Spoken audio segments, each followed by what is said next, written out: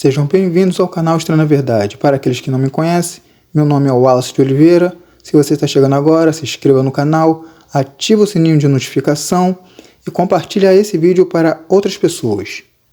O título desse vídeo é Jesus foi preso pela sua família?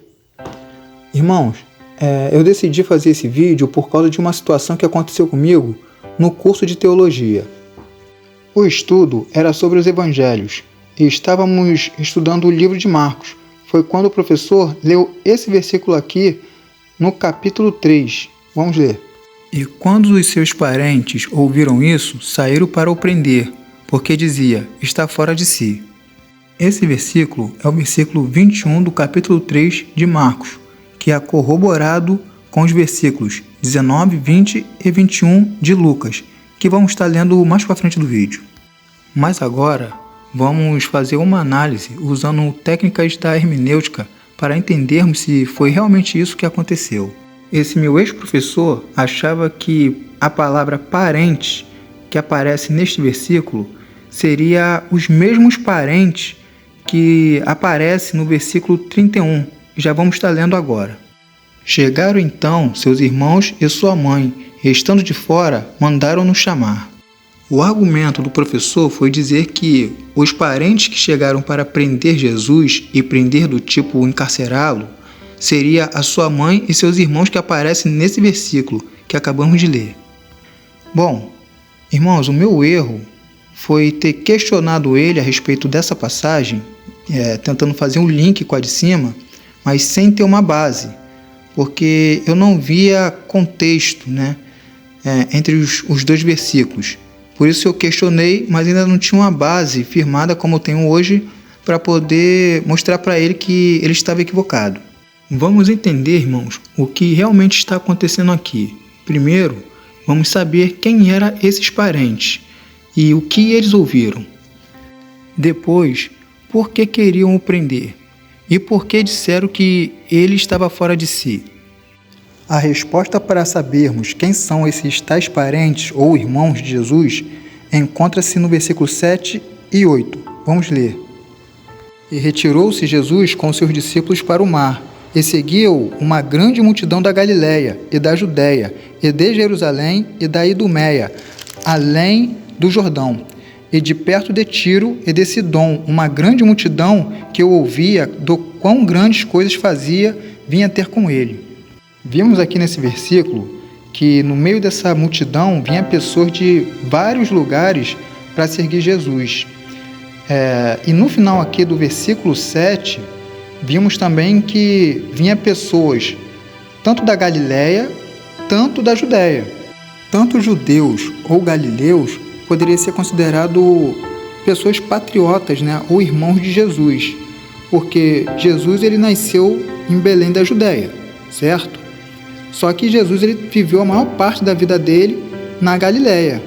Então, essas pessoas, esses dois grupos, pode ser considerado os irmãos de Jesus. No versículo 20, vocês vão ver que essa mesma multidão volta a seguir Jesus de novo. Vamos ler. Neste versículo, já vai estar falando de Jesus e os apóstolos. Eles estavam juntos nesse momento. E foram para uma casa, e afluiu outra vez a multidão, de tal maneira que nem sequer podiam comer pão. Então, essa é a mesma multidão que vimos no versículo 7. Elas reaparecem aqui outra vez, indo atrás de Jesus. Então, agora a gente já descobriu quem seriam os tais parentes de Jesus. Ou seriam os galileus, ou seria os próprios judeus, que seriam o conterrâneo dele. Agora a gente vai entender o porquê disseram que ele estaria fora de si para poder prender ele, ou conter ele. O que Jesus disse para eles tomarem essa atitude? E a resposta para essa pergunta encontra-se no capítulo 2, versículo 5 de Marcos. Ali foi a situação em que levam até Jesus um paralítico e, por causa da multidão, não conseguiram passar e abriram um buraco no telhado e desceram o paralítico até Jesus por ali. E Jesus ele diz o seguinte, versículo 5 do capítulo 2. Jesus, vendo-lhes a fé, disse ao paralítico: Filho, perdoado estão os teus pecados. Agora vamos ler o versículo 6, olha só.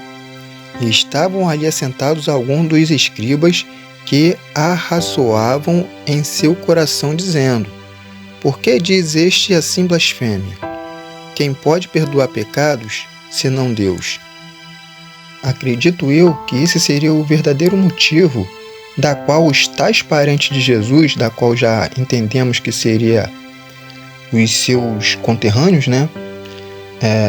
Seria esse o verdadeiro motivo da qual eles quiseram conter Jesus. Vamos estar lendo agora o versículo 22 do capítulo 3, para vocês verem uma coisa bem interessante, né? Que faz uma conexão bem importante com o versículo 21. Vamos lá. E os escribas que tinham descido de Jerusalém diziam: Tem Beelzebu, e pelos espíritos dos demônios expulsa os demônios. A resposta para essa pergunta encontra-se no capítulo 1, versículo 23 em diante. Vamos ler.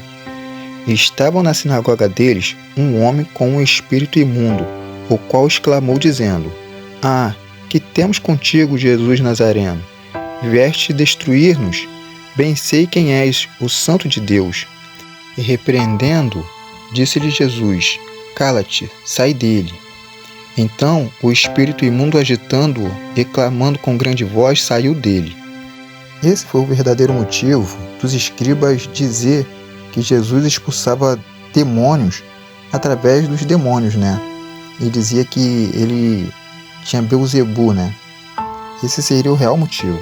Então, irmãos, para terminar, queria agora só ler o versículo 31 do capítulo 3 para contextualizar, para a gente entender realmente tudo que aconteceu, de tudo que já foi falado, né? Vamos lá. Chegaram então seus irmãos e sua mãe, e estando de fora, mandaram-nos chamar. E a multidão estava sentada ao redor dele, e disseram-lhe: Eis que tua mãe e teus irmãos te procuram, estão lá fora. Vocês viram aqui nesses dois versículos que essa família de Jesus que sim, realmente chegam depois, né? Essa aqui sim é a família de Jesus, é a mãe e os irmãos dele que chegam ali para falar com ele, né? Isso foi muito depois de tudo que já tinha acontecido. E detalhe, né? Um detalhe mais importante, eles nem conseguiram chegar até Jesus, né? A multidão era tão grande que eles não conseguiram chegar até Jesus. Foi a mesma situação, né? Do paralítico, que também não conseguiu chegar até Jesus, que foi baixado até ele para ser curado através do telhado, né? Então a gente entende aqui perfeitamente que essa família de Jesus não seria aquela mesma família que se encontra lá no versículo 21 que quiseram o prender, né? São situações totalmente diferentes, embora estejam no mesmo contexto.